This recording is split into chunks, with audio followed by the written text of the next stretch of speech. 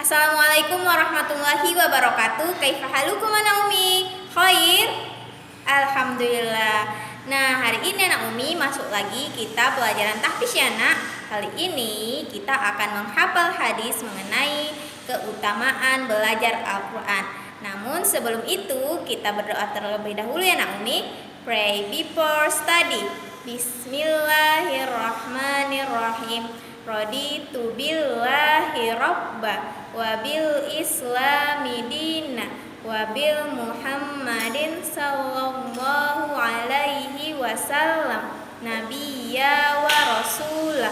Rabbi zidni ilman warzuqni fahman wa amalan solihan. Amin. Nah anak Umi, kita akan masuk ke materi mengenai menghafal hadis keutamaan belajar Al-Quran.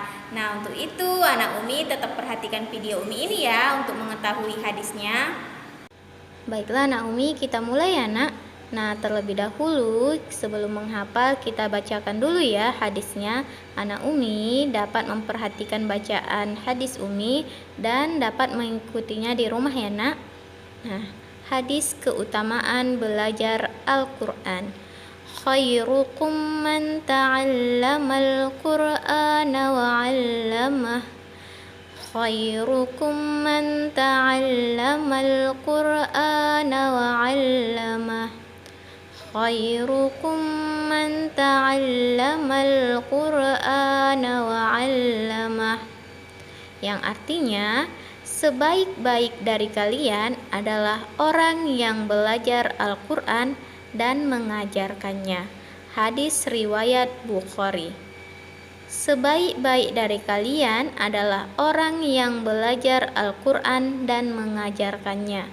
Hadis riwayat Bukhari. Nah, kita ulangi sekali lagi ya anak Umi. Khairukum man ta'allamal Qur'ana wa 'allamah. Sebaik-baik dari kalian adalah orang yang belajar Al-Quran dan mengajarkannya. Hadis riwayat Bukhari. Nah, anak Umi, hadis ini menjelaskan bahwa pentingnya kita untuk mempelajari atau belajar tentang Al-Quran dan mengajarkan Al-Quran. Nah, di sini Umi mau bertanya nih sama anak Umi. Anak Umi sudah masuk ke bacaan Quran gak? Sebagian sudah ada yang Quran dan sebagian masih Iqra ya anak Umi. Oke. Nah anak Umi, terdapat dua amalan yang dapat membuat seorang muslim menjadi yang terbaik di antara saudara-saudara kita sesama muslim. Nah anak Umi, ada yang tahu nggak dua amalan tersebut? Pinter anak Umi semuanya ya. Seperti yang dikatakan oleh hadis tersebut anak Umi, dua amalan tersebut yaitu belajar Al-Quran dan mengajarkannya. Nah, baik belajar ataupun mengajarkan Al-Quran anak Umi dapat membuat seorang mukmin ataupun seorang muslim dan muslimah menjadi yang terbaik di antara saudara-saudaranya sesama muslim ya anak Umi. Karena kita sering-sering membaca Al-Quran itu, makanya kita menjadi yang terbaik.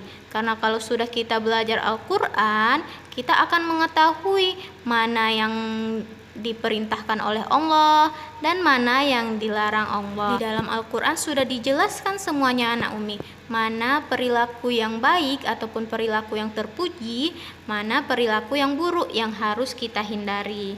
Nah, karena Al-Quran adalah kalam ataupun perkataan Allah yang diturunkan kepada Nabi Allah ya Naumi melalui perantara malaikat Jibril. Nah, Al-Quran adalah sumber pertama dan acuan utama atau pedoman kita dalam ajaran Islam ya Naumi. Selain Al-Quran ada juga hadis. Nah, itulah menjadi pedoman kita sebagai umat muslim di dunia ini anak Umi. Nah, buat anak Umi yang sudah masuk ke bacaan Al-Quran, harus sering-sering dibaca ya nak Al-Qurannya agar bacaan Al-Quran anak Umi dapat lebih fasih lagi, lebih bagus karena sering-sering dibaca. Nah, kalau anak Umi yang masih bacaannya Iqra, ditingkatkan lagi anak, sering-sering membaca Iqra-nya agar anak Umi dapat masuk ke bacaan Al-Quran ya anak Umi. Nah, anak Umi harus melewati tingkatan Iqra terlebih dahulu sebelum masuk membaca Al-Quran. Nah, ini anak Umi materi kita hari ini. Anak Umi dapat menulis hadis ini di buku catatan tahfiznya ya nak. Anak Umi dapat juga menghafalkannya di rumah. Sekian video pembelajaran dari Umi. Semoga video dari Umi ini bermanfaat bagi kita semua. Dan Umi akhiri dengan Assalamualaikum warahmatullahi wabarakatuh. See you next time anak Umi.